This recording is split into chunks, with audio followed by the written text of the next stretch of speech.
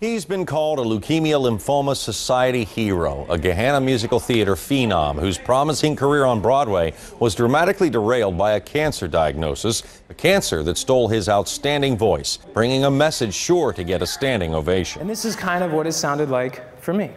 And my life story will be told, because I'm not nothing in the world.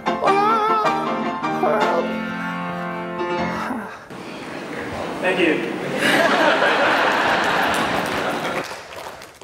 And basically, my whole senior year, I was sounding like this, and I really had no idea what was going on. Until finally, we figured it out. And I'd start having these attacks where I couldn't breathe. On April 17th, I was diagnosed with lymphoma cancer, type B cell, non-Hodgkin's.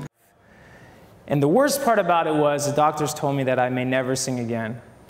And I immediately experienced what they call post-traumatic stress. Yes, I was hoping you'd say that, because no, I experienced what they call post-traumatic growth. Sean Anker talks about it in his book, The Pursuit of Happiness. And essentially, it's the exact opposite. So these amazing neuroscientists are doing all kinds of research now, like Dr. Lipton, showing that our brains function like computers. So I want you to do a little exercise with me. And I want you to imagine the most beautiful place on earth. Now, why did I do that? Well, if I had hooked up all kinds of wires and things to your brain, we would have seen that your brain doesn't know the difference between what you imagine and what is real. But my mind was not in the right place.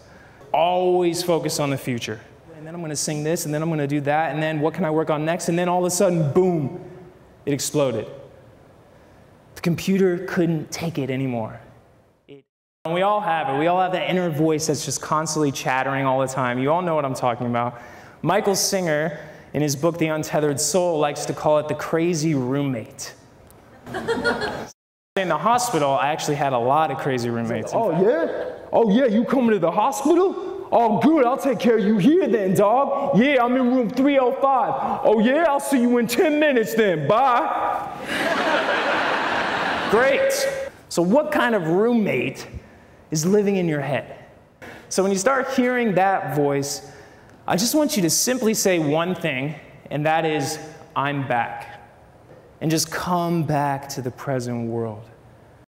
We have the potential to create a heaven on earth, not only for ourselves, but for other people. Because if we can start treating ourselves with a little more kindness, getting rid of these voices in our head and thinking about ourselves more positively, treating our body the way it should be treated, then we can start reaching out to other people and help them in their journey. Being healthy has always been a huge part of my life. And then after I got diagnosed, that was even more important to me because it was just a way to kind of fight the cancer. I immediately changed my diet. And I even took it a step further, and I ended up riding a 100-mile bike ride for Pelotonia. It was after 6 rounds of chemotherapy. Because I wanted to ride for all the people who can't ride.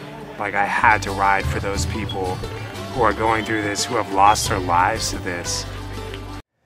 So that's all great, right? So we've figured out our mind, we're gonna live in the present moment, all that voice, who cares what it's saying, doesn't matter. I'm gluten-free now, I'm saying all my affirmations, I'm doing yoga, yeah, man, I'm on the top of things. Yeah, it doesn't always work that way, right? As we know.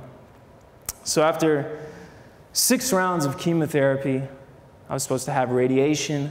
My voice was supposed to come back. I was supposed to go to New York, start doing the Broadway thing. And instead, I get a call from my doctor. And he says, Alex, I'm sorry. The 6 rounds of chemotherapy did not work as we expected. We're going to have to start you on a stem cell transplant. Like hitting the restart button on a computer and hope that it reboots.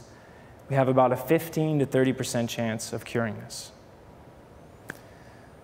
And all of a sudden, you start to go down this negative tailspin again. And I realized very quickly that I was missing one very key ingredient. And that was a sense of community and a sense of love from a community. They're showing now that a sense of community is just as valid. breast cancer patients who have a support group are 3 to 5 times more likely to survive if they have a sense of purpose in a community. Okay, Alex, what's up? So, this is what I woke up to this morning. Alex got 1,000 cards. So my sister had organized this 1,000-card marathon, and these cards gave me strength. They gave me a sense of purpose again, because all of a sudden I had hope. I had hope for tomorrow. I had the expectation for tomorrow. I ended up getting 1,600 cards. I didn't know half the people who sent me cards. My favorite card was from this kid in elementary school, and it said, "Hi, Alex. I'm Alex. Love, Alex." And again, it just felt like we were all moving towards one goal, this sense of community, this sense of love, this sense of energy that was behind me. And it worked. I beat it, and I'm here today, thank God. And I really do, thank you. I do not take my survival lightly. Cancer is the #1 disease killer of young adults today. So my question for you guys out there is, how can you start spreading hope to other people? So I'm actually going to challenge you all today, and I have blank cards in the back of the room, and I'm going to challenge you to make what I like to call some kindness cards. So we're just going to make some kindness cards to a patient in need. And it's just that simple. How simple is that? So if we can spread light into people's darkness, it's like a stone rippling across the water, and it will ripple on and have everlasting effects that can change the world. He's a great inspiration. He is. Giving back at a time when he was helped out in such a big way. Hopefully he'll get his voice back and perform once again. Oh, we'd love to hear that. You're beautiful.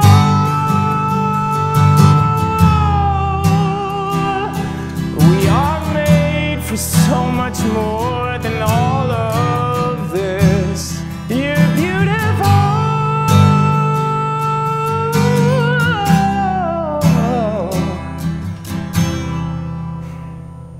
We are treasured. We are sacred. We are blessed.